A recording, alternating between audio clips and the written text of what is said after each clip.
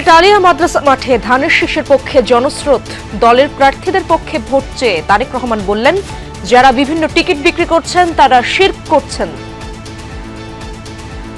এই দিব ওই দিব বলছে, টিকিট দিব বলছে না। যেটার মালিক মানুষ না সেইটার কথা যদি সে বলে, এক শিরকি করা হচ্ছে না। যার মালিক আল্লাহ, যার অধিকার শুধু আল্লাহর একমাত্র, সবকিছুর অধিকার উপরে আল্লাহর অধিকার। ঢাকায় দুপুরে জনসভা গণসংযোগে শুরু হচ্ছে জামায়াতের আনুষ্ঠানিক প্রচার। 3 নেতার কবর জিয়ারতের মাধ্যমে ভোটের মাঠে নামল এনসিপি। গণভোটে আপনারা হ্যাঁ ভোট দিন। গণভোটে হ্যাঁর মাধ্যমে সংস্কারের যাত্রাকে অব্যাহত রাখুন। নির্বাচন প্রক্রিয়া আপনারা দেখতে পেয়েছেন ইতিমধ্যে শুরু হয়েছে। আমরা একটি জোট গঠন করেছি। এবার ভোটে প্রার্থীদের মধ্যে 891 জন কোটিপতি। দ্বৈত নাগরিকত্বের তথ্য লুকিয়েছেন কয়েকজন। টিআইবির হলফনামা বিশ্লেষণ। অনেকের নাম আমরা প্রকাশ করেছি, যেটা তারা নিজেরা প্রকাশ করেছে। তবে যে তথ্য তারা প্রকাশ করেনি সেটির তথ্য আমাদের কাছে আছে। আমরা সংশ্লিষ্ট কর্তৃপক্ষের কাছে সেগুলো অবহিত করব। রংপুর মেডিকেলে দ্বিতীয় দিনে গড়ালো ইন্টার্ন ধর্মঘট। রাজশাহী মেডিকেলেও কর্মবিরতির ডাক। ভোগান্তিতে রোগী স্বজনরা। চিকিৎসা কোন রকম চলতেছে, টুকটাক দিয়ে কোনো নার্স আসতেছে, দিয়ে একটা ডাক্তার আসতেছে। রোগীর সাথে আসি হারা রোগী হয়ে যাচ্ছি, কোনো পরিবর্তনও নাই, কিছু নাই, কোনো কিছু দেওয়া হচ্ছে না। গ্রিনল্যান্ড দখলের পায়তারা থেকে সরে এলেন ডোনাল্ড ট্রাম্প। ন্যাটো মিত্রদের নিয়ে তৈরি হচ্ছে ফ্রেমওয়ার্ক। স্বস্তি ফিরছে ইউরোপে।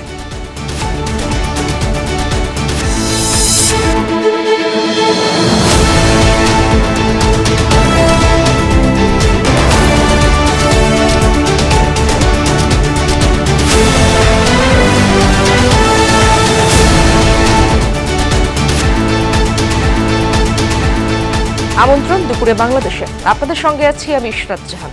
এতক্ষণ শিরোনামগুলো দেখছিলেন। যেটার মালিক আল্লাহ সেটা অন্য কেউ দেওয়ার ক্ষমতা রাখে না। যারা বিভিন্ন টিকিট দিচ্ছে তারা যেটার মালিক মানুষ না সেটার কথা সে বলে শিরক করে নির্বাচনের আগেই মানুষকে ঠকাচ্ছে, এমন মন্তব্য করেছেন বিএনপি চেয়ারম্যান তারেক রহমান। নির্বাচনের পর তারা কি করবে এমন প্রশ্নও রাখেন তিনি। দুপুরে সিলেটের আলিয়া মাদ্রাসা মাঠে বক্তব্যের মধ্য দিয়ে আনুষ্ঠানিকভাবে বিএনপির নির্বাচনী প্রচার কার্যক্রম শুরু করেন তারেক রহমান। এ সময় বলেন, যারা মিথ্যে কথা বলে মানুষকে ঠকাচ্ছে তাদের আস্তানা কোথায় তা সবাই জানে। মুক্তিযুদ্ধের সময় সেই দলকে দেখে নিয়েছে দেশের জনগণ। বলেন, সে কারণে দিল্লি নয়, পিন্ডি নয়, সবার আগে বাংলাদেশ। অভিযোগ করেন, দেশের ভেতরের কোনো মহল ষড়যন্ত্রের চেষ্টা করছে। ষড়যন্ত্রের বিরুদ্ধে সজাগ থাকতে হবে উল্লেখ করে বলেন, একটি কুচক্রী মহল ভোটাধিকার হরণের ষড়যন্ত্র শুরু করেছে। ঐক্যবদ্ধ থাকলে যে কোনো ষড়যন্ত্র প্রতিহত করতে পারে দেশের জনগণ। জানান, আগামীতে সরকার গঠন করে প্রত্যেক মানুষকে স্বাবলম্বী করতে চায় বিএনপি।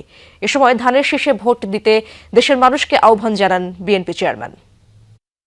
নির্বাচনের আগেই একটি দল এই দিব ওই দিব বলছে, টিকিট দিব বলছে না। যেটার মালিক মানুষ না সেইটার কথা যদি সে বলে, এক শিরকি করা হচ্ছে না। যার মালিক আল্লাহ, যার অধিকার শুধু আল্লাহর একমাত্র, সবকিছুর অধিকার উপরে আল্লাহর অধিকার। কাজেই আগেই তো আপনাদেরকে ঠকাচ্ছে, নির্বাচনের ফলে তাহলে কেমন ঠকাবে আপনাদেরকে বোঝে নেবার। আগামী 12 তারিখে ধানের শীষের পক্ষে ভোট চেয়ে একটি কথা বলতে চাই, ইনশাআল্লাহ আগামী দিনে বিএনপি সরকার গঠিত হলে আমরা নবী করিম সাল্লাল্লাহু আলাইহি সাল্লামের ন্যায় পরায়ণতার ভিত্তিতে ইনশাআল্লাহ দেশকে পরিচালনা করব।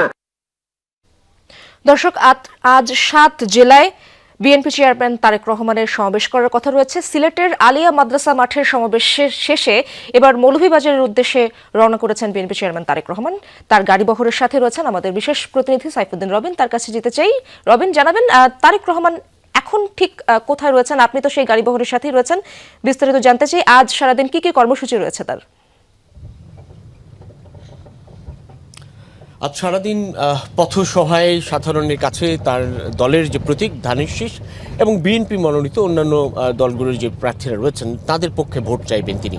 আনুষ্ঠানিকভাবে নির্বাচনী প্রচারণার শুরুর দিনেই মূলত তার এই ব্যস্ত সময়সূচি এবং ব্যস্ত কর্মযজ্ঞ। সিলেট আলিয়া মাদ্রাসা মাঠের সমাবেশের কথা বলছিলেন, সেই সমাবেশ শেষ করে এখন মৌলভীবাজারের উদ্দেশ্যে শেরপুর খেলার মাঠে তিনি একটি পথসভায় অংশ নেবেন। এরপর পরবর্তী গন্তব্য শায়েস্তাগঞ্জ, হবিগঞ্জ, সেখানে মহাসড়কের পাশের একটি মাঠেই সেই কর্মসূচি। এরপর সরাইল, ব্রাহ্মণবাড়িয়া, ভৈরব, কিশোরগঞ্জ, নরসিংদী এবং সবশেষ নারায়ণগঞ্জ ২৫০০ এলাকার গাউসিয়া, রূপগঞ্জ এলাকায় তিনি পথসভায় অংশ নেবেন। এবং পথে পথে বিভিন্ন এলাকায় মূলত আমরা যেটুকু দেখতে পাচ্ছি সাধারণ মানুষের, উৎসুক মানুষের এক ধরনের ভিড় দেখা যাচ্ছে, যেটি মূলত তারেক রহমানের গাড়িকে ঘিরেই। আমরা খানিকটা সামনেই রয়েছি, তিনি এখন সিলেট এলাকা মূলত পার হচ্ছেন, অর্থাৎ সিলেটের লালাবাজার এলাকা তিনি পার হবেন কিছুক্ষণের মধ্যেই, বা তাকে বহনকারী সেই গাড়িটি। এবং আপনারা হয়তো আইন শৃঙ্খলা রক্ষাকারী বাহিনীর সদস্যদের তৎপরতাও দেখতে পারবেন। পথের দুপাশে বিভিন্ন এলাকায় বিভিন্নভাবে আইন শৃঙ্খলা রক্ষার দায়িত্বে police, RAB, BGB, answer battalion সদস্যদের তৎপরতা স্পষ্ট। এবং তারেক রহমান সিলেট আলিয়া মাদ্রাসা মাঠের যে সমাবেশটি অনুষ্ঠিত হয়েছে তার সেই সমাবেশে অংশগ্রহণ ঘিরে নেতাকর্মীদের মধ্যে যে উচ্ছ্বাস ছিল সেটি অন্যান্য এলাকার নেতাকর্মীদের মধ্যেও আসলে স্পষ্ট। এবং গতকাল থেকেই আমরা যখন ঢাকা থেকে সিলেট অভিমুখে সড়ক পথেই আসছিলাম, পথে সেই সব মানুষের আগ্রহটা প্রকাশ ঘটছিল এবং সেই সঙ্গে মঞ্চগুলো সব প্রস্তুত কেবলমাত্র তারেক রহমানের আসার। এবং তিনি সিলেটের সিলেটের জনসভাটি শেষ করে অন্যান্য যে আসনগুলো রয়েছে সেই সব আসনেও অন্যান্য সংসদীয় এলাকায় বা সেই সব জেলার যে সকল সংসদীয় এলাকাগুলো রয়েছে সেইখানে বিএনপি মনোনীত প্রার্থী এবং বিএনপির প্রতীক ধানের শীষের প্রার্থী যারা রয়েছেন তাদেরকে সাধারণ জনগণের সঙ্গে এক ধরনের পরিচয় করিয়ে দেওয়ার ব্যাপারও রয়েছে। অর্থাৎ যেমন সিলেট এবং সুনামগঞ্জের 11টি সংসদীয় আসনের প্রার্থীরা যেমন মঞ্চে তার সঙ্গে ছিলেন, তারা বক্তব্য রেখেছেন এবং তাদের পক্ষে ভোট দেওয়ার জন্য সাধারণ জনগণকে তারা আহ্বান জানিয়েছেন। তারেক রহমান যেমন নিজের দেশ গড়ার পরিকল্পনার কথা বলেছেন, বিভিন্ন অভিযোগের কথা বলেছেন বিগত দিনে, অর্থাৎ 17 বছর যে ভোট ডাকাতির ঘটনা ঘটেছে, কখনো ডামি ভোট, কখনো নিশিরাতের ভোট, ঠিক একই রকমভাবে একই কায়দায় নতুন করে এই আসন্ন নির্বাচন ঘিরে পোস্টাল ব্যালট ডাকাতির ঘটনাও ঘটেছে। এবং সেই সব বিষয়কে মাথায় রেখে সাধারণ জনগণকে সতর্ক থাকার আহ্বান জানিয়েছেন বিএনপি চেয়ারম্যান তারেক রহমান। এবং সেই আহ্বানের মধ্য দিয়ে তিনি বলেছেন যদি জনগণ ঐক্যবদ্ধ থাকে তাহলে যে কোনো ধরনের ষড়যন্ত্রের প্রতিহত করা সম্ভব। এবং সে ঠিক একই রকম বার্তাই থাকবে আসলে নানা প্রান্তে যে সব কর্মসূচিগুলো তিনি সম্পন্ন করবেন। এই আজকে ঢাকায় ফেরার পথে প্রতিটি পথসভাতেই তিনি একই বার্তাই দেবেন প্রান্তিক মানুষগুলোকে, যারা আগামী 12ই ফেব্রুয়ারি যে আসন্ন ত্রয়োদশ জাতীয় সংসদ নির্বাচন, সেই নির্বাচনে ভোট দেওয়ার জন্য উন্মুখ হয়ে আছে তাদেরকে। অনেক ধন্যবাদ আপনাকে রবিন। গত 20 বছরে দেশের জনসংখ্যা যে পরিমাণে বেড়েছে আনুপাতিক হারে বাড়েনি নাগরিক সুবিধা, এমনটাই বলেছেন বিএনপি চেয়ারম্যান তারেক রহমান। সকালে সিলেটের একটি হোটেলে বিভিন্ন শিক্ষা প্রতিষ্ঠানের শিক্ষার্থীদের সাথে আগামী বাংলাদেশ এবং নিজের পরিকল্পনা নিয়ে ইয়ুথ পলিসি ডায়ালগে এসব কথা বলেন তিনি। এ সময় তারেক রহমান বলেন দীর্ঘ 17 বছর বাধ্য হয়েই তাকে বিদেশে থাকতে হয়েছে। বলেন যুক্তরাজ্যে অবস্থানকালে যে অভিজ্ঞতা হয়েছে তা কাজে লাগিয়ে দেশে বড় পরিবর্তন আনার চেষ্টা করা হবে। এছাড়া দেশ গড়ার বিষয়ে নানা প্ল্যানের কথা জানান তিনি। এ সময় অংশগ্রহণকারী শিক্ষার্থীরা দেশের স্বাস্থ্য, শিক্ষা, কর্মসংস্থান ও মানুষের মৌলিক পরিবর্তনের বিষয়ে নানা প্রশ্ন করলে তিনি উত্তর দেন। আই হ্যাভ এ প্ল্যান, আমি কথাটি বলেছিলাম মার্টিন লুথার কিং এর কথার প্রতিধ্বনিতে। আমরা অনেক স্বপ্ন দেখেছি, স্বপ্ন দেখার ফলে দেশ থেকে $16 বিলিয়ন পার হয়ে গিয়েছে প্রতি বছর। আমরা এই ফ্যামিলি কার্ডটা দিতে চাচ্ছি শুধুমাত্র নারীদেরকে, অর্থাৎ একজন নারী যার একটি সংসার আছে, স্বামী আছে, সন্তান আছে, অর্থাৎ পরিবারটা যে পরিচালনা, এরকম নারী, শুধু নারী হলেই কিন্তু দিচ্ছি না আমরা ফ্যামিলি কার্ডটা, আমরা দিচ্ছি পরিবারের যে প্রধান নারী যে সংসারটা চালাচ্ছে তার হাতে আমরা দিতে চাচ্ছি। রাজধানী ঢাকা থেকে আনুষ্ঠানিকভাবে ত্রয়োদশ জাতীয় সংসদ নির্বাচনের প্রচারণা শুরু করবে জামায়াতে ইসলামী। ঢাকায় জনসভা ও গণসংযোগের মাধ্যমে নির্বাচনী প্রচার শুরু করবেন জামায়াতে ইসলামের আমির ডক্টর শফিকুর রহমান। রাজধানীর মিরপুরে জনসভায় অংশ নেবেন তিনি। এরই মধ্যে প্রচারণায় প্রথম দিনে রাজধানীর বিভিন্ন এলাকায় দাঁড়িপাল্লার পক্ষে প্রচারণা চালাচ্ছে জামায়াতের প্রার্থীরা। সকালে মহাখালীর ওয়্যারলেস গেটে দাঁড়িপাল্লা ও গণভোটের পক্ষে প্রচারণা চালান ঢাকা 17 আসনের জামায়াতের প্রার্থী ডক্টর SM খালিদুজ্জামান। পেশিশক্তির অবসান আর জনকল্যাণমূলক রাজনীতির ব্রত নিয়ে প্রচারণা চালান তিনি। এ সময় তিনি নির্বাচিত হতে পারলে এলাকার উন্নয়নে কাজ করার প্রতিশ্রুতিও দেন।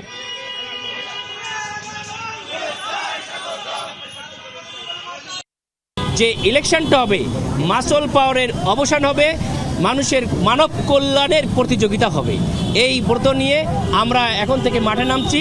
নির্বাচনী আচরণবিধির মধ্যে থেকে সকল দল মত সকলের ঊর্ধ্বে উঠে আমরা দেশের কল্যাণের জন্য কাজ করতে পারি, এই ব্রত নিয়ে আমরা কাজ করে যাব ইনশাল্লাহ। রাজধানীর মিরপুর আদর্শ স্কুলে ঢাকা 15 আসনে নির্বাচনী জনসভায় অংশ নেবেন জামায়াত আমির ও ডাক্তার শফিকুর রহমান। সেখানে রয়েছেন আমার সহকর্মী ফয়সাল মাহমুদ। সেখানকার আপডেট তার কাছ থেকে জানার চেষ্টা করব। ফয়সাল, জামায়াত আমির জনসভায় যোগ দিয়েছেন কিনা জানাবেন, কখন নাগাদ যোগ দিতে পারেন, এবং সেখানকার সার্বিক পরিস্থিতি জানতে চাই। মানুষের মধ্যে উচ্ছ্বাস কেমন দেখছেন আপনি? ইশরাত, উচ্ছ্বাস তো সাধারণভাবে আজকে যেহেতু আনুষ্ঠানিকভাবে প্রচারণা শুরু, সেই অনুযায়ী নেতাকর্মী সমর্থক যারা রয়েছেন তাদের মাঝে উচ্ছ্বাস থাকবে, এটা স্বাভাবিক। তবে আজকে যেহেতু তাদের এই সমাবেশের মধ্য দিয়ে মূলত তাদের আনুষ্ঠানিক প্রচারণা শুরু হয়েছে, ইতিমধ্যেই কিন্তু আমরা দেখছি মিরপুরের যে আদর্শ স্কুল মাঠ, সেখানে কিন্তু তাদের নেতাকর্মীরা আসা শুরু করেছেন। এই মুহূর্তে আমরা দেখছি মাঠের প্রায় ইতিমধ্যে অনেকটাই লোকজন আসা শুরু করেছেন। আমরা ছোট ছোট মিছিল নিয়ে আমরা দেখছি যে রাজধানীর বিভিন্ন এলাকা থেকে, অর্থাৎ ঢাকা 15 আসনের বিভিন্ন এলাকা থেকেই কিন্তু তাদের নেতাকর্মীরা আসা শুরু করেছেন। তবে এখনো পর্যন্ত দলের যে সিনিয়র নেতারা রয়েছেন তারা কিন্তু সেভাবে এখানে এখনো স্টেজে উপস্থিত হননি।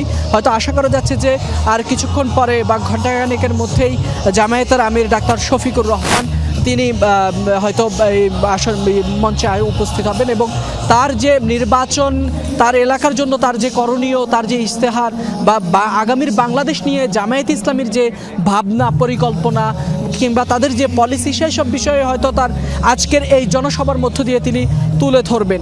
এর পাশাপাশি এখানে যেহেতু নেতাকর্মীরাও আজকে প্রথম আনুষ্ঠানিকভাবে তারা তাদের যে নির্বাচনী কার্যক্রম শুরু হয়েছে তাদেরকে হয়তো তিনি উৎসাহমূলক দিক নির্দেশনা দেবেন এখান থেকে, সে প্রত্যাশা নিয়ে নেতাকর্মীরাও এখানে আসছেন এবং দলে দলে সকলেই যোগ দিচ্ছে। আপনি জানেন যে আজকের এই নির্বাচনী প্রচারণার পরপরই কিন্তু তিনি আগামী 23 এবং 24 জানুয়ারি ঢাকার বাইরে তিনি সফর করবেন এবং সেই সফরে তিনি আগামী 23 জানুয়ারি তিনি পঞ্চগড় থেকে তার নির্বাচনী যে কার্যক্রম বা সমাবেশ সেটি পঞ্চগড় থেকে শুরু করবেন এবং পঞ্চগড়ের পাশাপাশি দিনাজপুর সহ রংপুর বেশ কয়েকটি জেলায় তিনি পথসভা করবেন, সমাবেশ করবেন। সেখানেও তিনি দাঁড়িপাল্লার পক্ষে, দাঁড়িপাল্লার যে আগামী দিনের মিশন সেই সব বিষয় তারা দেশ জাতির কাছে তারা তুলে ধরবে। এর পাশাপাশি তার পরের দিন 24 জানুয়ারি জামায়াতের আমির তিনি রংপুর যাবেন। রংপুরে আপনি জানেন যে গণ অভ্যুত্থানের অন্যতম নায়ক আবু সাইদের পরিবারের সাথে তিনি সাক্ষাৎ করবেন। সেখানে সাক্ষাৎ শেষে আবু সাইদের কবর জিয়ারত করবেন এবং সেখানে তারপরে কিন্তু তিনি বেশ কয়েকটি জনসভায় উপস্থিত হবেন এবং সেখানে জনসমাবেশে বক্তব্য রাখবেন।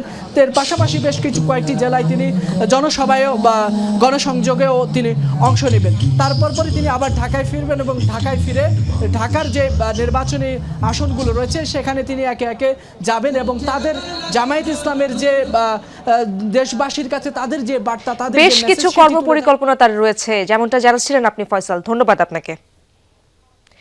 3 নেতার মাজার জিয়ারতের মধ্য দিয়ে আনুষ্ঠানিকভাবে শুরু হলো জাতীয় নাগরিক পার্টি এনসিপির নির্বাচনী প্রচারণা।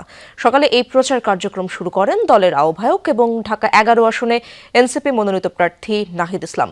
তিনি বলেন, ঢাকা বিশ্ববিদ্যালয় এলাকা থেকে ভাষা আন্দোলন, মুক্তিযুদ্ধ এবং 24-এর অভ্যুত্থান শুরু হয়েছিল, তাই এই এলাকা থেকে নির্বাচনী যাত্রা শুরু করল এনসিপি। এবারের ভোট আধিপত্যবাদ বিরোধী উল্লেখ করে তিনি বলেন, নির্বাচনের মাধ্যমে স্থাপন করা হচ্ছে গণতন্ত্রের ভিত্তি। বলেন, নতুন মাফিয়াদের বিরুদ্ধে 10 দলীয় ঐক্যে জোটের পক্ষ থেকে নাসিরউদ্দিন পাটোয়ারি লড়ে যাচ্ছে। এ সময় তিনি নির্বাচনের আগেই শরীফ ওসমান হাদি হত্যার বিচারের দাবি জানান। আজ ওসমান হাদির কবরও জিয়ারত করবেন এনসিপি নেতারা।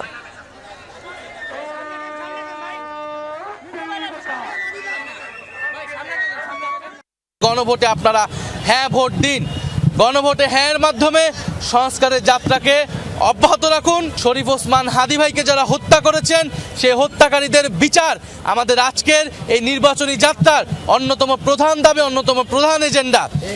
আমরা নির্বাচনের আগেই তার চার্জশিট থেকে শুরু করে সকল কার্যক্রম যাতে সম্পন্ন হয়, হত্যাকাণ্ডের সুষ্ঠু বিচার আমরা এই বাংলার মাটিতে আদায় করে ছাড়বো ইনশাআল্লাহ। রাজধানীতে উৎসব মুখর পরিবেশে ধানের শীষের প্রচারে নেমেছেন বিএনপি প্রার্থীরা। যোগ দিয়েছেন দলের বিভিন্ন পর্যায়ের নেতাকর্মী ও সমর্থকরা। সকালে রাজধানীর মিরপুরে প্রচারণায় নামেন ঢাকা 16 আসনের প্রার্থী আমিনুল হক। এ সময় তিনি মিরপুর 10 ও 14 গুরুত্বপূর্ণ সড়কে ধানের শীষের পক্ষে ভোট প্রার্থনা করেন। প্রতিশ্রুতি দেন নির্বাচিত হলে জলাবদ্ধতা নিরসন, মাদক নির্মূল, খেলার মাঠ, কিশোর গ্যাং ও সন্ত্রাস দমনে জিরো টলারেন্স নীতি গ্রহণের। এছাড়া নিম্ন আয়ের মানুষের জন্য স্থায়ী আবাসন গড়ার কথাও দেন তিনি। শান্তিবাগে প্রচারণা শুরু করেছেন ঢাকা 8 আসনের প্রার্থী মির্জা আব্বাস। এছাড়া ঢাকার অন্যান্য আসনের বিএনপি মনোনীত ও সমর্থিত প্রার্থীরা দুপুর থেকে পুরোদমে প্রচারে নামবেন।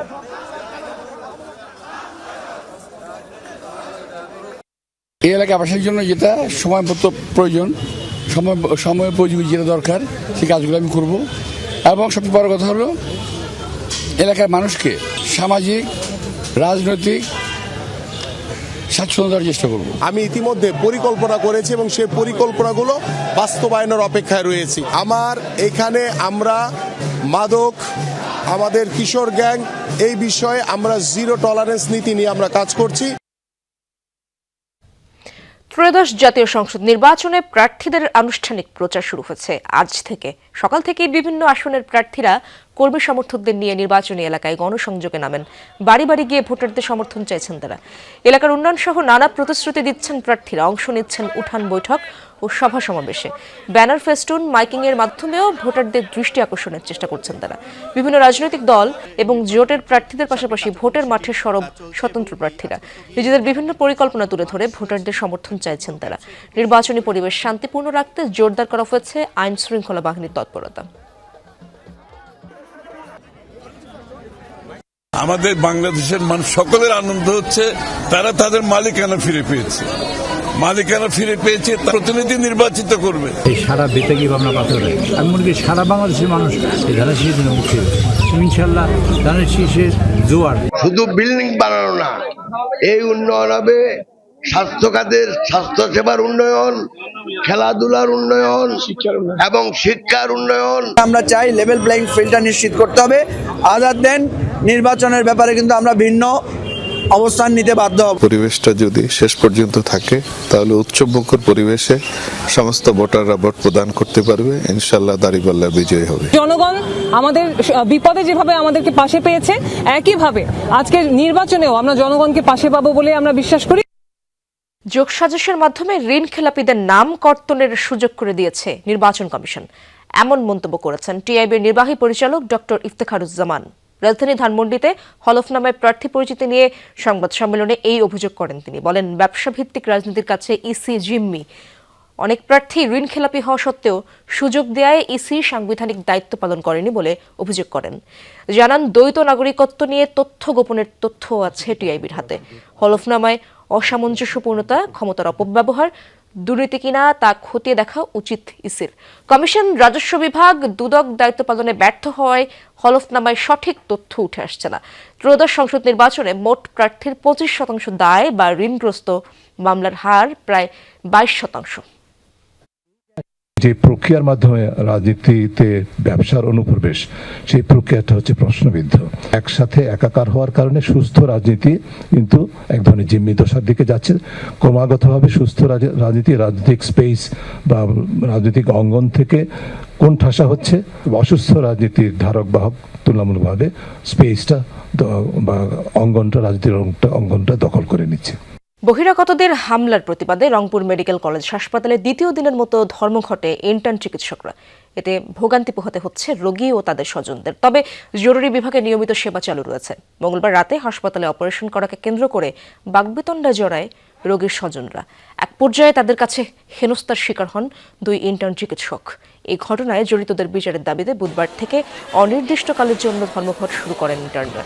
জড়িতদের গ্রেপ্তার ও নিরাপত্তা নিশ্চিতের দাবি পূরণ না হওয়া পর্যন্ত কর্মসূচি চালিয়ে যাওয়ার ঘোষণা আন্দোলনকারীদের। এদিকে দেশের বিভিন্ন মেডিকেলে ইন্টার্ন চিকিৎসকদের ওপর হামলার প্রতিবাদে কর্মবিরতি পালন করছেন রাজশাহী মেডিকেল কলেজ হাসপাতালের ইন্টার্ন ডক্টর সোসাইটির সদস্যরা।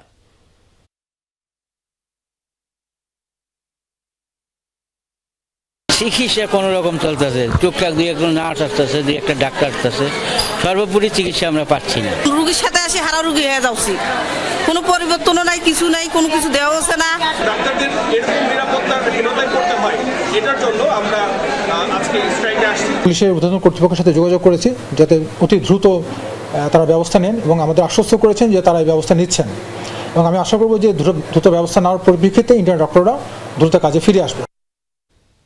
জুলাই আন্দোলনে আওয়ামী লীগের সাধারণ সম্পাদক ওবায়দুল কাদেরের নির্দেশনা ও উস্কানিতে শিক্ষার্থীদের উপর দমন নিপীড়ন চালায় ছাত্রলীগ ও যুবলীগের নেতাকর্মীরা।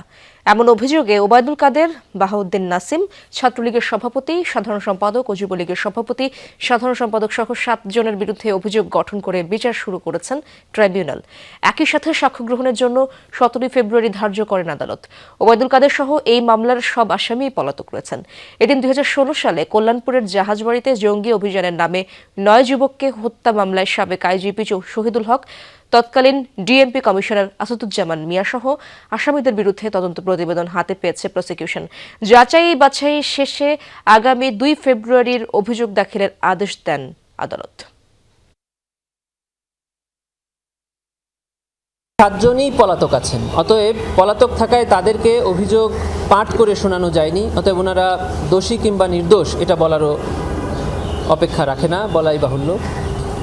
তাদের বিরুদ্ধে আগামী 17 ফেব্রুয়ারি 2026 তারিখে ওপেনিং স্টেটমেন্ট এবং প্রসিকিউশনের উইটনেসের দিন ধার্য করা হয়েছে।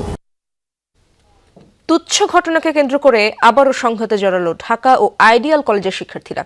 দুপুরে সায়েন্স ল্যাব মোড়ে এই সংঘর্ষের ঘটনা ঘটে। এ সময় লাঠি নিয়ে দুপক্ষের মধ্যে ঘটে ধাওয়া পাল্টা ধাওয়া, পরস্পরকে লক্ষ্য করে ছড়ে ইট পাটকেল।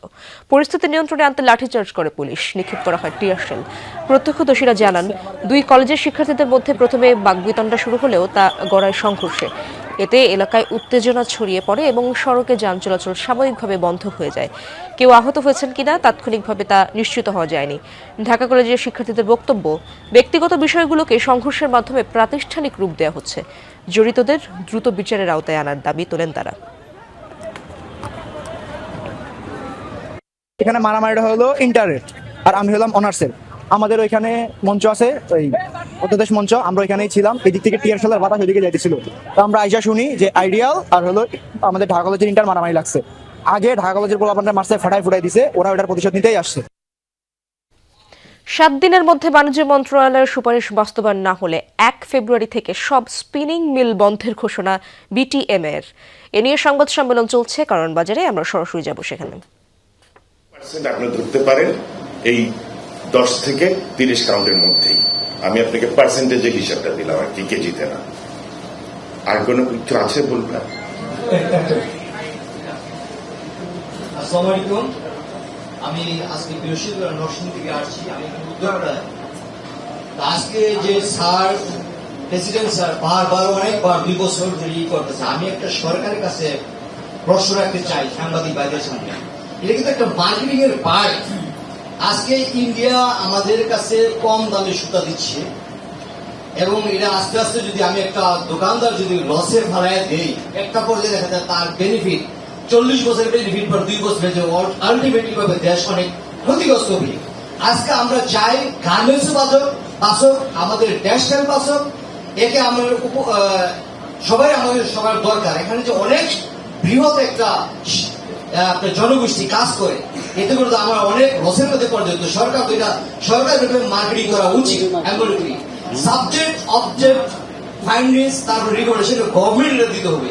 কিভাবে আমার শিল্প বাঁচবে, কিভাবে আমার দেশ বাঁচবে, সেই চিন্তা ভাবনা করে এটার জন্য আমি সাংবাদিকদের বলি সুন্দরভাবে বোঝানো। ধন্যবাদ। আমি একটু আলোকপাত করি আপনাদেরকে। ইন্ডিয়ার সুতার টোটাল এক্সপোর্টের 46% ধরতে পারেন, মোটামুটি 50%, হ্যাঁ, বাংলাদেশে। ভাই, আমি আবহাওয়া মহিলা সমাজের কাজ করি।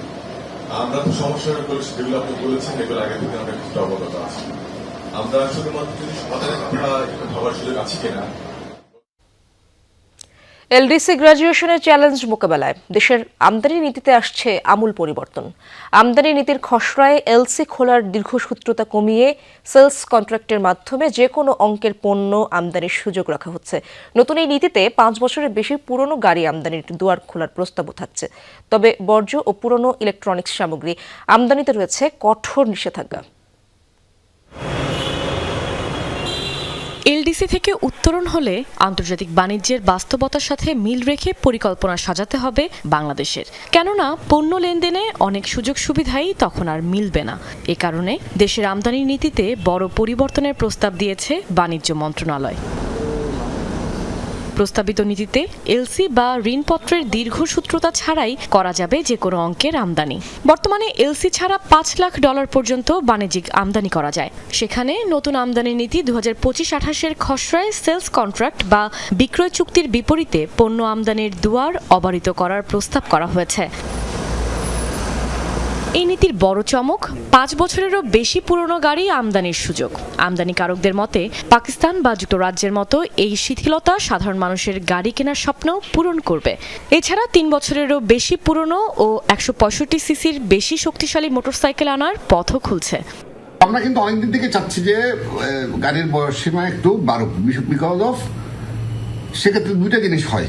একটা হচ্ছে, প্রথম হচ্ছে রাষ্ট্রের যে ডলার সাশ্রয়, 2 নম্বর হচ্ছে নিম্ন মধ্যবিত্তের মানুষগুলো যারা নিম্ন মধ্যবিত্ত শ্রেণীর লোক, যারা যে গাড়িটা এখন 22-23-24 লাখ টাকা গাড়ির দাম, সেটা হয়তো আমরা 18 লাখ টাকায় প্রোভাইড করতে পারবো। নতুন নীতিতে নিষিদ্ধের তালিকাও বেশ দীর্ঘ। বর্জ্য পদার্থ, রিকন্ডিশনড অফিস ইকুইপমেন্ট, পুরনো কম্পিউটার এবং ইলেকট্রনিক্স সামগ্রী আমদানিতে থাকছে কঠোর নিষেধাজ্ঞা।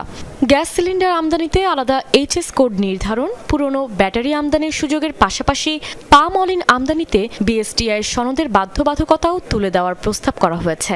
উদারীকরণের প্রচেষ্টা আমরা করছি, সহজীকরণের জন্য যে প্রচেষ্টা করছি, আমাদের ট্রানজ্যাকশন ইনস্ট্রুমেন্ট থেকে শুরু করে আমাদের কনফর্মিটি অ্যাসেসমেন্ট, আমাদের যে রেগুলেটরি রিকোয়ারমেন্টসগুলো আছে সেগুলোকে আমরা আরও সহজীকরণ কীভাবে করতে পারি, বাণিজ্য উপযোগী।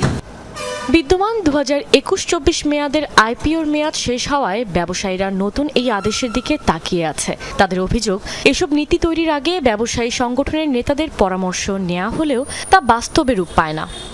আমদানি নীতি প্রণয়নের ক্ষেত্রে আমাদের সাজেশন নেওয়া হয়, কিন্তু যেগুলি সবচেয়ে ভাইটাল ইস্যুগুলি, ইম্পর্টেন্ট জায়গাগুলি দীর্ঘদিন যাবত আমরা বলার পরেও সেই জায়গাগুলি কোনো রেকটিফিকেশন আদৌ হয়নি। আজকে এই 2025 সালে বা 26 সালেও এসে যদি বলে যে আন্ডার বন্ডেড ওয়ারহাউস লাইসেন্স হবে, এইটা মানে বাংলাদেশের রপ্তানি খাতের জন্য একটা মানে উপহাস ছাড়া আর কিছুই না। সব মিলিয়ে প্রস্তাবিত আমদানি নীতি 2025-28 দেশের বাণিজ্যে গতি ও নমনীয়তা আনতে পারে বলে মনে করছেন সংশ্লিষ্টরা। কাশফিয়া রুহি, যমুনা নিউজ। বছরের পর বছর ধরে 2 গ্রুপের রাজত্ব চট্টগ্রামের জঙ্গল সলিমপুরে। আছে বিশাল দলবল, অবৈধ অস্ত্র। সরকারি পাহাড় কেটে শত শত কোটি টাকার প্লট বাণিজ্য ঘিরেই 2 গ্রুপের সংঘাত। আধিপত্যের লড়াই আর রক্তক্ষয়ী সংঘর্ষ চলে নিয়মিত। 3 দিন আগে অভিযানে গিয়ে তাদের হামলায় র্যাব সদস্য নিহত হওয়ার পরও এই চক্রের সবাই ধরাছোঁয়ার বাইরে। জঙ্গল সলিমপুরে আধিপত্য মূলত 2টি গ্রুপের। এক পক্ষের নেতা রোকন, অপর পক্ষে ইয়াসিন। স্থানীয়দের দাবি দুজনেরই রয়েছে বিশাল দলবল। আওয়ামী লীগের আমলে স্থানীয় এমপির সাথে থাকলেও 24-এর 5 আগস্টে ভুল পাল্টে বিএনপির নাম ভাঙান। মূল বাণিজ্য সরকারি পাহাড় কেটে প্লট বিক্রি করা, স্ট্যাম্পে চুক্তি করে চলে বেচাকেনা। এর মধ্যে গড়ে উঠেছে কয়েক হাজার অবৈধ বসতি। মূলত শত শত কোটি টাকার এই বাণিজ্য ঘিরে 2 গ্রুপের দ্বন্দ্ব সংঘাত। একাধিকবার রক্তক্ষয়ী সংঘর্ষে হতাহত হয়েছে অনেকে। 1 লাখ, 2 লাখ, 5 লাখ, 7 লাখ গরিব মানুষদের থেকে নিয়ে পজিশন দেওয়া হয়, এটা অ্যাফিডেভিটের মাধ্যমে।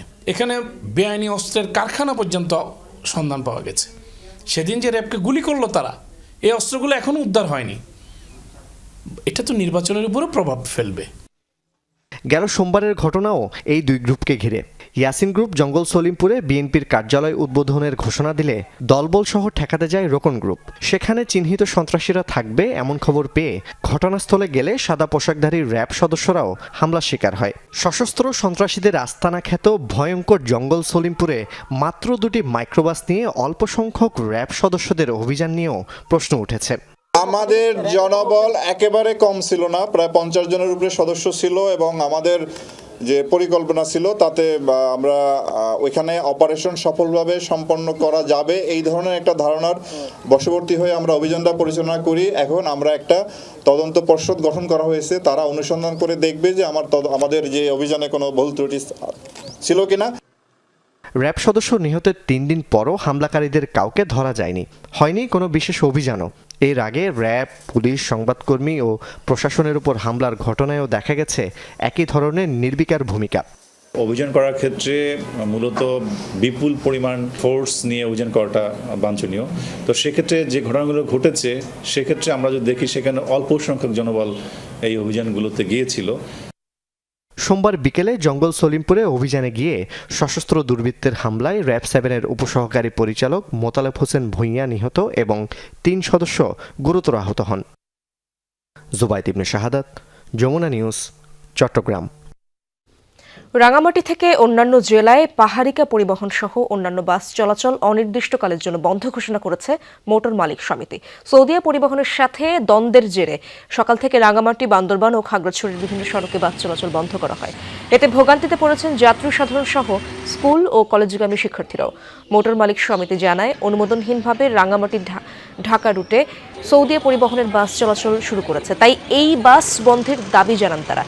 দাবি আদায় না হওয়া পর্যন্ত বাস চলাচল বন্ধ রাখার ঘোষণাও দেয় মালিক সমিতি। হঠাৎ করে পরিবহন চলাচল বন্ধ হয়ে যাওয়ায় ক্ষোভ প্রকাশ করেছেন যাত্রীরা। এর আগে গতকাল সৌদিয়া পরিবহনের কাউন্টারে গিয়ে তালা লাগিয়ে দেয় মালিক সমিতি কয়েকজন। এখন থেকে স্পাইসি ক্রিস্পি পটাটা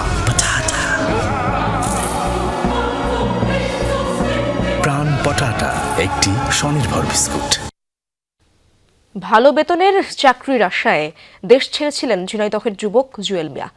তবে মানব পাচারকারী চক্রের ধোঁকায় পড়ে শারীরিক নির্যাতনের শিকার হয়েছেন কম্বোডিয়ায়। পুলিশের সহায়তায় 9 মাস পর দেশে ফিরলেও দিন কাটছে দুঃখ দুর্দশায়। ঘটনার পর থেকে পলাতক রয়েছে দালাল চক্রের সদস্যরা। বিষয়টি নিয়ে তদন্ত চালিয়ে যাচ্ছে পুলিশ। ঝিনাইদহ সদর উপজেলার কাঞ্চননগরের বাসিন্দা জুয়েল মিয়া। স্বপ্ন ছিল বিদেশে গিয়ে ভালো বেতনের চাকরি করে নিজের পাশাপাশি পূরণ করবেন পরিবারের চাহিদা। জমিজমা বিক্রি করে গেল বছরের 9 এপ্রিল একই উপজেলার ফয়সাল, ফাইজুল এবং ঢাকার এক দালালের সহযোগিতায় বৈধভাবে থাইল্যান্ডের উদ্দেশ্যে বাড়ি ছাড়েন জুয়েল। গন্তব্যে পৌঁছে দেওয়ার শর্তে 7 লাখ টাকার সমঝোতা হয় মানব পাচারকারীদের সাথে। ভুক্তভোগীর অভিযোগ, থাইল্যান্ডের কথা বললেও তাকে পাঠানো হয় কম্বোডিয়ায়। পরবর্তীতে আরও টাকা আদায়ের জন্য নির্যাতন করে স্বজনদেরকে ফোন করা হতো। কাজ না করতে চাইলে মারতো, তারপরে কারেন্ট শর্ট সহ, তারপরে বিভিন্নভাবে পানিশমেন্ট, যে ফিজিক্যাল শাস্তি, গায়ে হাত দেওয়া সহ, ওখানে বিভিন্ন সিকিউরিটি গার্ড রাখতো মারার জন্য, মায়ের ধর সহ ওরা টাকা দাবি করতো। ভাইয়ের এমন দুর্দশার খবরে আদালতে মামলা করেন রুমা খাতুন। পরবর্তীতে জুয়েলকে উদ্ধারে ইন্টারপোলকে চিঠি দেয় পুলিশ। নানা নাটকীয়তার পর সেখান থেকে জুয়েলকে দেশে ফিরিয়ে আনতে সক্ষম হয় সরকার। আমার ভাই কথা বলতে পারতো না, ফাঁকে ফাঁকে একটু কথা বলতো, কষ্টের কথা বলতো। তখন আমরা মামলা করি, ঢাকা আইএম অফিসে গেছি, পররাষ্ট্রে গেছি, প্রবাসী কল্যাণ মন্ত্রণালয়ে। আমরা মনে করেন 8-9 মাস খুব দৌড়াদৌড়ি করছি। তিনি অনিরাপদ আবাসন বা বিদেশে গিয়েছিলেন, সেই কারণে তিনি বিপদের সম্মুখীন হয়েছিলেন। তো সবাইকে সচেতন হতে হবে। প্রাথমিক তদন্তে যেটা দেখা যাচ্ছে আমাদের অংশে, এনারা সরাসরি 3 জনই এই ঘটনার সাথে জড়িত থাকতে পারেন। তবে এটা আরো বিস্তারিত তদন্ত হচ্ছে। বিস্তারিত তদন্ত সাপেক্ষে এটা আমাদের পরবর্তীতে জানানো সম্ভব হবে। ঘটনার পর থেকে পলাতক অভিযুক্ত 3 ব্যক্তি। তাদের বিরুদ্ধে বিভিন্ন থানায় মানব পাচারের অভিযোগে 4টি মামলা রয়েছে। সাইফ আহমেদ, যমুনা নিউজ। ক্রীড়া উপদেষ্টা আসিফ নজরুলের সাথে বৈঠক করেছেন বিসিবির সভাপতি আমিনুল ইসলাম বুলবুল। যমুনা টেলিভিশনকে তিনি জানিয়েছেন, সরকারকে কোনো প্রকার চাপ দিতে চান না তিনি। বলেছেন, বিশ্বকাপ খেলতে চান, তবে সেটা শ্রীলঙ্কার মাটিতে। নিজেদের ম্যাচ সরিয়ে নেয়ার দাবি জানালেও আইসিসির সোজা সাপটা জবাব, ভারতের মাটিতে না খেললে অন্য দলকে যুক্ত করা হবে। আইসিসি তাদের সিদ্ধান্তে অনড় থাকায় আজ বিশ্বকাপের স্কোয়াডে থাকা ক্রিকেটারদের সাথে বৈঠকে বসবেন ক্রীড়া উপদেষ্টা। এরপর সরকার চূড়ান্ত সিদ্ধান্ত জানালে সেটি আজই জানানো হবে আইসিসিকে। আপনি আশা দেখেন কিনা? এখন আশা দেখি তো, অবশ্যই আশা তো দেখি, কিন্তু যে আশা সেটা হলো যে ইনফ্যাক্ট এটা নো হয়ে গেছিল, তারপর একটা দিন চেয়ে নিছে। আপনি বলতেছেন মিরাকেলের অপেক্ষায় আছেন? মিরাকেল বলতে যদি কিছু ঘটে যায়, বাট এই চান্স কম, যা দেখতেছি চান্স কম, গায়ের জোরে কথা বলতেছি। আইসিসিকে টি-20 বিশ্বকাপে যোগ দেয়া না দেয়ার বিষয়ে চূড়ান্ত সিদ্ধান্ত জানানোর আগে বিকেলে বিশ্বকাপ দলের সাথে বৈঠকে বসবেন ক্রীড়া উপদেষ্টা আসিফ নজরুল। যেমনটা একটু আগে জানাচ্ছিলাম, বিকেল 3টায় হোটেল ইন্টারকন্টিনেন্টালে হবে এই বৈঠক। সেই খবর জানানোর চেষ্টা করব সহকর্মী মেহেদী নাইমের মাধ্যমে। মেহেদী নাইম, জানাবেন ক্রিকেটাররা কি আসতে শুরু করেছেন সেখানে, এবং সবশেষ কি আপডেট রয়েছে, কি হতে পারে আজ বৈঠকে, কি বলতে পারেন? বাংলাদেশের ক্রিকেট ইতিহাসে কিন্তু আজ খুবই গুরুত্বপূর্ণ একটা দিন। আপনি জানেন যে আজ হচ্ছে শেষ দিন ক্রিকেটাররা, বাংলাদেশের ক্রিকেটাররা যে বিশ্বকাপ আছে, আসলে টি-20 বিশ্বকাপ ভারতে, সেখানে খেলতে যাবেন কিনা সেটা আসলে ক্রিকেটারদের কাছ থেকেই আসিফ নজরুল, যিনি ক্রীড়া উপদেষ্টা আছেন, তিনি কিন্তু জানতে চান যে 5 তারকা ক্রিকেটারদের সঙ্গে বসবেন। ক্রিকেটের সবচেয়ে বড় পার্টিসিপেন্ট তারা কি চাচ্ছেন, তাদের মুখ থেকে আসলে শুনতে চান ক্রীড়া উপদেষ্টা। সেই জন্য বিকেল 3টা নাগাদ বসার কথা রয়েছে, এবং কিছু কিছু ক্রিকেটার কিন্তু এর মধ্যেই ঢুকেছে, সবাই এখনো ঢুকেনি। আসিফ নজরুল এখন পর্যন্ত শুরু হবে বলে আমরা জানতে পেরেছি। ওয়ার্ল্ড কাপে খেলতে যেতে চান কিনা, তাদের মতামত কি, সেই বিষয়গুলো কিন্তু আসলে গুরুত্ব দেওয়া হবে। আপনি জানেন যে দুই দেশের কিন্তু আসলে নানা কারণে কিছু বৈরিতা সৃষ্টি হয়েছে। বাংলাদেশের গণমাধ্যম কর্মী এবং ক্রিকেটাররা যদি ভারতে গিয়ে ক্রিকেট টুর্নামেন্টটা খেলতে চান, সেক্ষেত্রে আসলে নানা ধরনের নিরাপত্তার প্রশ্ন কিন্তু উঠেছে। আমরা দেখেছি যে কয়েকদিন আগেই আইসিসির যে নিরাপত্তা টিম ছিল, তারা কিন্তু একটা প্রস্তাবনায় 3টি ঝুঁকির কথা জানিয়েছিল। তার প্রেক্ষিতে গতকালকে কিন্তু আইসিসি একটা জরুরি সভা করে, সেখানে কিন্তু আসলে আইসিসি যে সদস্য দেশগুলো ছিল তারা কিন্তু ভোটাভুটি দেয়, এবং যেখানে বাংলাদেশ ভোটাভুটিতে হেরে যায়। এবং 7 ফেব্রুয়ারি থেকে আসলে বিশ্বকাপ শুরু হওয়ার কথা ভারতে, মাত্র কয়েকদিন কিন্তু আছে। তার আগে সূচিতে কোনো প্রকার পরিবর্তন আনলে সেটা কিন্তু আসলে আইসিসির গ্রহণযোগ্যতা নিয়ে প্রশ্ন উঠতে পারে। যে প্রেক্ষিতে আসলে বাংলাদেশের ভারতে যেই আসলে ম্যাচটা টুর্নামেন্টটা খেলতে হবে এমনই কিন্তু কথা বলে। যদি সেটা না হয় সেক্ষেত্রে কিন্তু স্কটল্যান্ডকে এই আসরে সুযোগ দেওয়ার একটা কথা উঠছে। তো সবকিছু হচ্ছে আজকের মধ্যেই পরিষ্কার করবে, এবং সবকিছু আজকের মধ্যেই সিদ্ধান্ত নিতে হবে, যে কারণে বাংলাদেশ খুব গুরুত্বপূর্ণ একটা সিদ্ধান্ত নিতে যাচ্ছে। তবে এখন পর্যন্ত আমরা মিরাকেলের অপেক্ষা করছি। গতকাল বিসিবি সভাপতি, অনেক ধন্যবাদ আপনাকে মেহেদী নাইম, যুক্ত হয়েছিলেন। গ্রিনল্যান্ড ইস্যুতে হঠাৎ করে সুর নরম করলেন মার্কিন প্রেসিডেন্ট ডোনাল্ড ট্রাম্প। জানালেন গ্রিনল্যান্ডের সামরিক শক্তির প্রয়োগ করবে না ওয়াশিংটন। ন্যাটোর সাথে সমঝোতার ভিত্তিতে দ্বীপটির ভবিষ্যৎ নিয়ে চূড়ান্ত করেছেন একটি ফ্রেমওয়ার্ক। আবার গ্রিনল্যান্ড ইস্যুতে ইউরোপে শুল্ক আরোপের সিদ্ধান্ত থেকেও পিছু হটেছেন মার্কিন প্রেসিডেন্ট। কয়েকদিনের চরম উত্তেজনার পর যেন স্বস্তি ফিরছে ইউরোপে। এর হুঙ্কার দিচ্ছিলেন ডোনাল্ড ট্রাম্প, তা যেন হঠাৎ করেই থেমে গেল। আগ্রাসী নয়, এবার সমঝোতার পথে হাঁটতে দেখা গেল মার্কিন প্রেসিডেন্টকে। বুধবার সুইজারল্যান্ডের দাভোসে বিশ্ব অর্থনৈতিক ফোরামে যোগ দেন ট্রাম্প। সাইডলাইনে বৈঠক করেন ন্যাটো মহাসচিবের সঙ্গে। সেখানেই গ্রিনল্যান্ড ও আর্কটিক অঞ্চলের নিরাপত্তা বিবেচনায় ভবিষ্যৎ চুক্তির একটি রূপরেখা চূড়ান্ত হয়েছে। ট্রাম্পের দাবি, এটি এমনভাবে তৈরি হবে যেন চিরস্থায়ী হয়। এটা সবার জন্যই ভালো একটি সমঝোতা হতে যাচ্ছে। যুক্তরাষ্ট্র যা চেয়েছে তাই পেতে যাচ্ছে। এটি দীর্ঘমেয়াদী হবে এবং সবার মতই প্রাধান্য পাবে, বিশেষত নিরাপত্তা ও খনিজের ক্ষেত্রে। এর কিছুক্ষণ আগেই অর্থনৈতিক ফোরামে মূল ভাষণ দেন তিনি।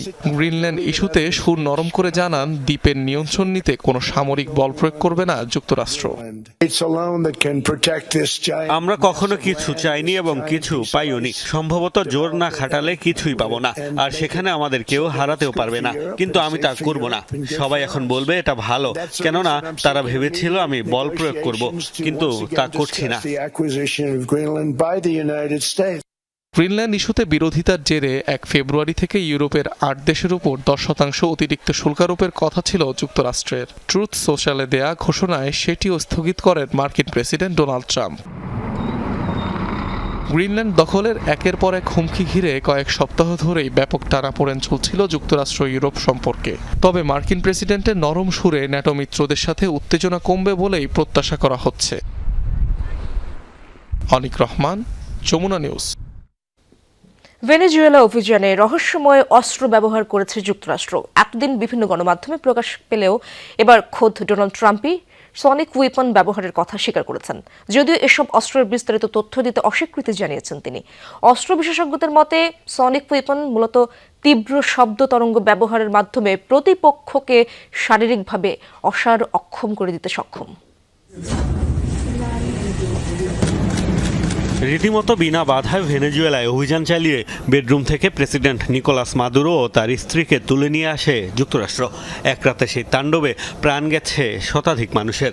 মাদুরো দেহরক্ষীরাও কোনো প্রতিরোধ গড়ে তুলতে না পারায় 150 যুদ্ধযানের নাটকীয় ওই অভিযানে কি অস্ত্র ব্যবহার করেছে মার্কিন সেনারা তা নিয়ে রয়েছে নানা জল্পনা। রহস্য আরও বাড়ে মাদুরোর দেহরক্ষী দাবি করা এক ব্যক্তির সাক্ষাৎকার ঘিরে। অভিযানে মার্কিন সেনারা রহস্যময় অস্ত্র ব্যবহার করেছেন বলে দাবি করেন তিনি। জানান সেই অস্ত্রের কারণে সবার নাক দিয়ে রক্ত পড়তে শুরু করে, কেউ কেউ করে রক্তবমিও। তার বর্ণনা থেকে ধারণা করা হয় ব্যবহার করা হয়েছিল সনিক উইপন বা শব্দাস্ত্র। এই সাক্ষাৎকার সামাজিক মাধ্যমে শেয়ার করে আলোচনা জমিয়ে তোলেন হোয়াইট হাউসের মুখপাত্র ক্যারোলিন লেভিট। এতদিন এই ইস্যুতে চুপ থাকলেও এবার মুখ খুলেছেন মার্কিন প্রেসিডেন্ট ডোনাল্ড ট্রাম্প। সংবাদ মাধ্যম নিউজ ন্যাশনকে দেয়া সাক্ষাৎকারে সনিক উইপন নিয়ে প্রশ্নের উত্তরে ট্রাম্প রহস্যময় অস্ত্র ব্যবহারের কথা স্বীকার করে নেন। তার দাবি, যুক্তরাষ্ট্রের কাছে এমন সব অস্ত্র রয়েছে যা সম্পর্কে বিশ্বের কারো কাছে তথ্যও নেই। কারণ এই অস্ত্র নেই। আমাদের এমন অস্ত্র আছে যা সম্পর্কে কেউই জানে না। এটি সম্পর্কে কথা না বলাই ভালো। তবে এইটুকু বলি, আমাদের অসাধারণ সব অস্ত্র রয়েছে। ভেনেজুয়েলার অভিযানও অসাধারণ ছিল। অস্ত্র বিশেষজ্ঞরা বলছেন শব্দাস্ত্র মূলত তীব্র শব্দ তরঙ্গ তড়িৎ চুম্বকীয় শক্তি ব্যবহার করে মানুষকে অক্ষম করে দেয়, তৈরি করতে পারে শারীরিক সমস্যাও। তবে বেশিরভাগ ক্ষেত্রে এসব অস্ত্র প্রাণঘাতী নয়। যুক্তরাষ্ট্র অবশ্য কী ধরনের শব্দাস্ত্র ব্যবহার করেছে তা নিয়ে রয়েছে ধোঁয়াশা। মোস্তফা মাহমুদ, যমুনা নিউজ। গাজায় ইসরায়েলি হামলায় আরও 3 সংবাদকর্মীর মৃত্যু হয়েছে। তারা সবাই মিশরীয় সহায়তার তত্ত্বাবধানকারী একটি সংস্থার সঙ্গে সম্পৃক্ত ছিলেন। বুধবার মধ্য গাজার নেতজারিম করিডোরে কর্মরত অবস্থায় ইসরায়েলি বিমান হামলার শিকার হন তারা। একই দিন তেল আবিবের হামলায় 2 শিশুসহ আরও 8 জনের প্রাণ যায়। এদের মধ্যে 3 জনই এক পরিবারের সদস্য। অন্যদিকে দক্ষিণ গাজায় আইডিএফ সেনাদের গুলির 2 পৃথক ঘটনায় শিশু ও বৃদ্ধা নিহত হন। উপত্যকার উত্তরাঞ্চলেও নেতানিয়াহু বাহিনীর হামলায় 2 ফিলিস্তিনি মারা যান। গেল বছরের 10 অক্টোবরে যুদ্ধবিরতি কার্যকর হয় গাজায়, তবে সেটি উপেক্ষা করে প্রায়শই উপত্যকায় হামলা চালায় ইসরায়েল।